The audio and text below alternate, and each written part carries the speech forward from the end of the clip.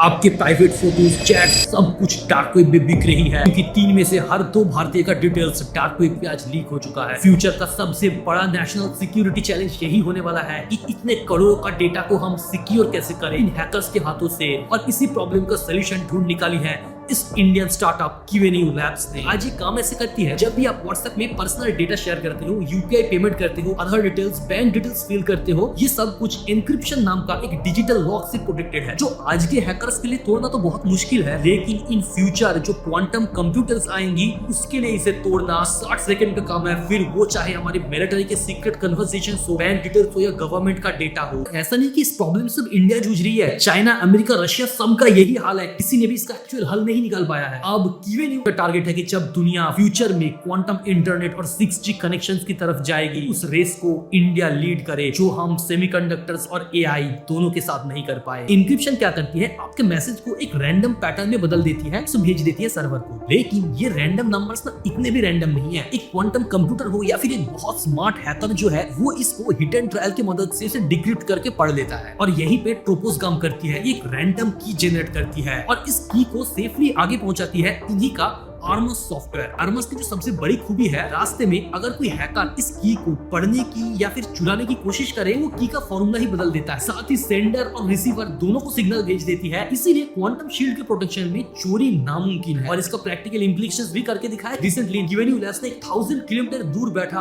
Army headquarters तक एक completely quantum safe signal भेज के, साथ ही इस फ्यूचरिस्टिक टेक्नोलॉजी का यूज कैसे करें, इसके लिए 400 से ज्यादा डिफेंस ऑफिशियल्स को ट्रेनिंग तक दिया इस प्राइवेट कंपनी ने। और ऐसे ही उनकी जैसे प्राउड इंडियंस के